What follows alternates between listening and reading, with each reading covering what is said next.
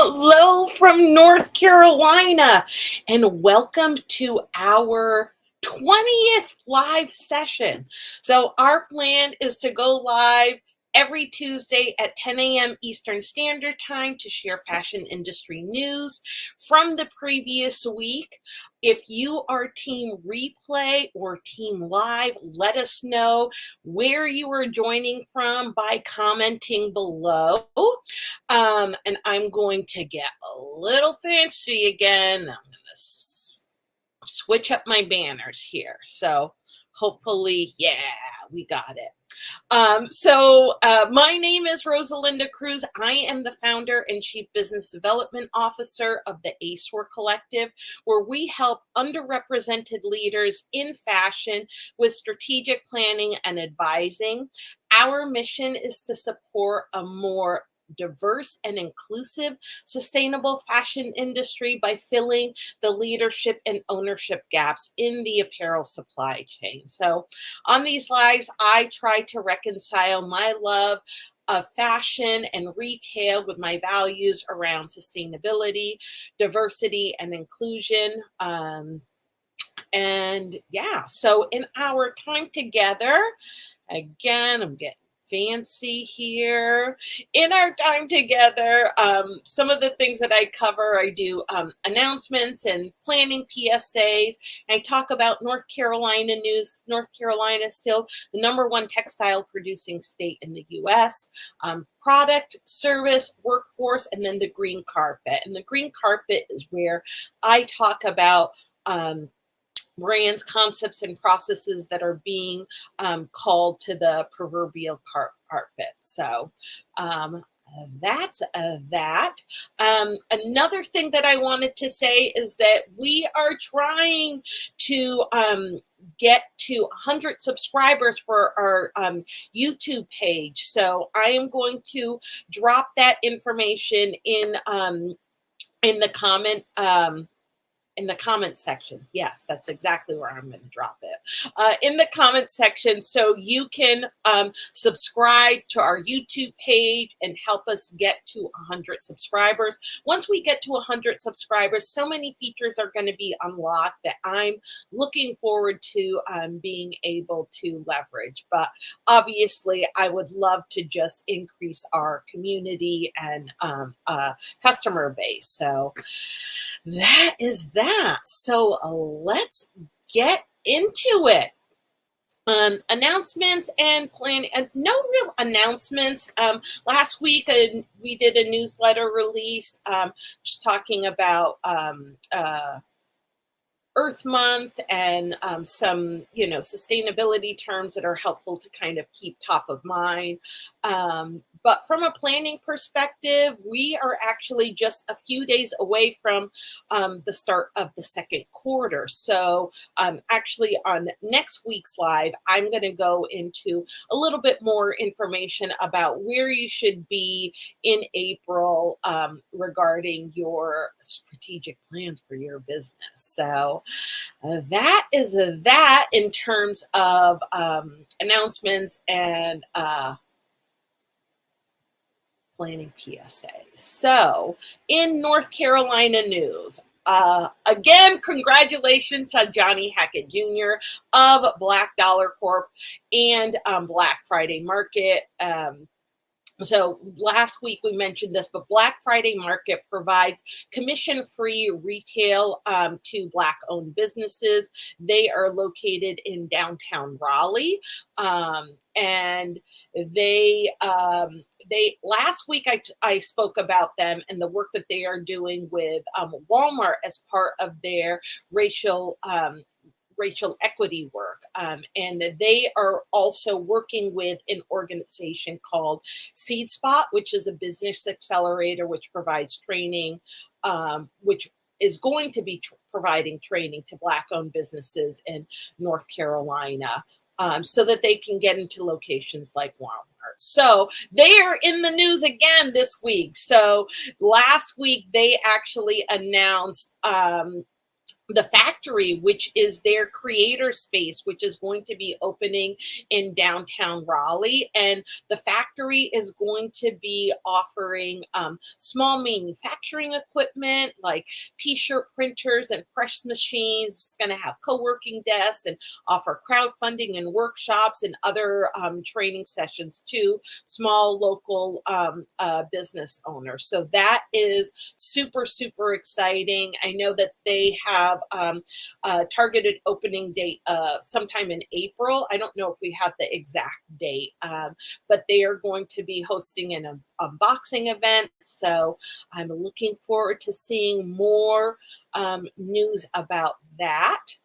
Also in North Carolina news, Industrial Commons, which I talk about a lot, but they are making progress on their 40-acre innovation campus. So I believe I went into more detail about this on a previous live, but I will be sure to include the link about that so you guys can learn more about the innovation campus, which is going to be, it's in the western part of the state. I don't know if Industrial Commons is actually in Morganton, but definitely very close there. And I'm hoping that this spring I'll finally be able to make it out there and do a tour of their new facilities, which they actually moved into, I want to say, at the beginning of summertime. So yay to the folks at Industrial Commons. And what else? Industry news. Last week I participated in the Black Fashion Career Day, which is brought to you by Black Fashion World Foundation, which was started by Carla Nelson. It was a great event. I got to meet some really, really great people there. I know that they are offering replays, I believe, through their YouTube channel. So please feel free to go to their LinkedIn page, and that's the Black Fashion World Foundation. So in other industry news, I feel like there was one of the things that I was seeing a lot in the news was a lot of conversation around transparent supply chains. So the Open Apparel Registry launched a big development in their platform. So essentially all of their users have the option to contribute and also search by a new set of data. So basically you can search and also input information regarding your company around number of workers, who the parent company is, what type of product you sell, what type of facility, and what type of processing is done. So essentially, by enabling brands to do this, they will be able to meet the disclosure requirements for the Transparency Pledge and the Fair Labor Association through Open Apparel Registry. So yay for that. That is really, really great.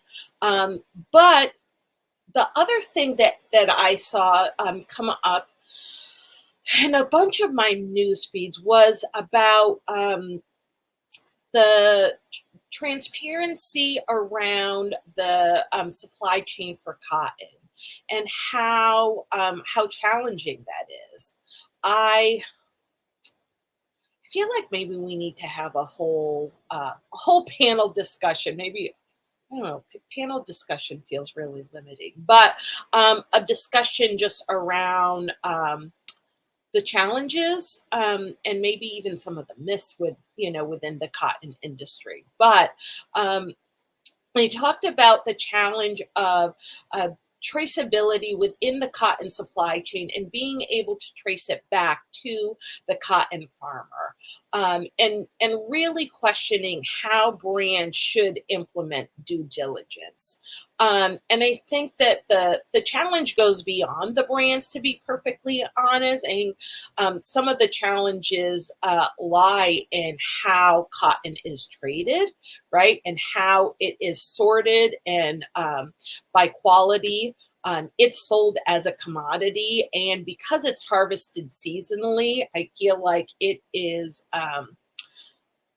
there's a blend that happens, right? Because as the quality of the cotton is being sorted, um, and because it is harvested seasonally, it's sold in such large quantities that you are in a batch getting cotton from multiple locations. It will be of the same quality, but the location is a different matter in itself. But those are some of the challenges around transparent supply chain. And I imagine that, and I'm no cotton expert, but I imagine that the larger the quantities are that you're dealing with, the more challenging it is. I think that, a lot of the businesses I work with are, small and medium enterprises. So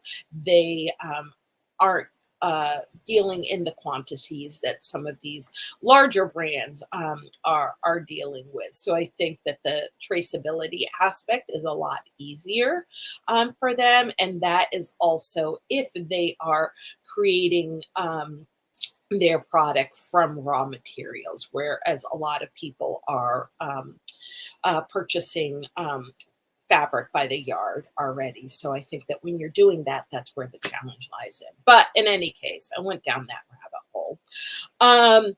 Went down a couple rabbit holes last week, to be perfectly honest. But in any case, so in product news, the one thing that I also wanted to say is that, and I think I mentioned this in one of my posts about the in the coming weeks, but 2024 trend forecasting, it's happening. But in addition to that, yeah, I believe it was actually last August. Yeah, last August, I believe there was already the color trends for 2024 were already released. So for those of you who don't know, I feel like this is really important information. But when it comes to developing a season, that process can take 18 to 24 months. From the consumer perspective, it may sound crazy that we already know what the trends are going to be for 2024. But for those who are working in the industry, this is not new news. And what else? Net-a-Porter launched a new. One, I wanted to say that resale is still trending, and Net-a-Porter launched a new menswear outlet site. I can't remember what the name is, but basically it's going to be reselling luxury menswear, so from past seasons. So that will be interesting. And from what I understand, it's not resale in that it is leftover inventory from past seasons. So it's not secondhand product, but I shared that. Service news. I got nothing.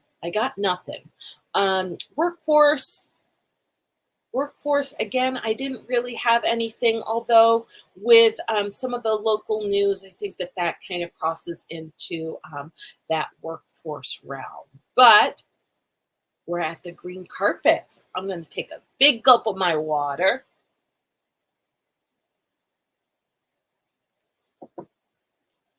Some might say that drinking water on these lives is unprofessional.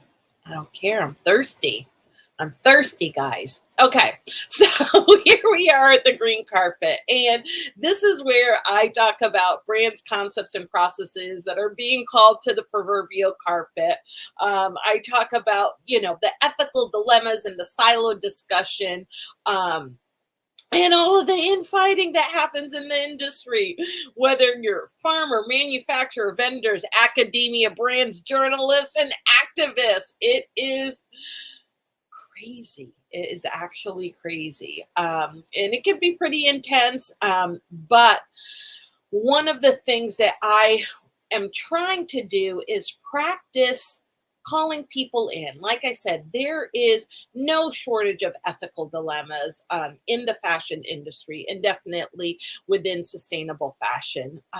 But what I am not seeing as much of is a cross section of people within the industries that are coming together to actually talk about solutions. And I think that part of that is because, you know, there is a lot of calling out that happens. And when that happens, it doesn't really allow people to come to the table ready to discuss solutions. What they're ready to do is defend their actions, their work, and what have you. So, my hope is to be able to create space where we can have some open dialogue and really creating space where we can listen for understanding. So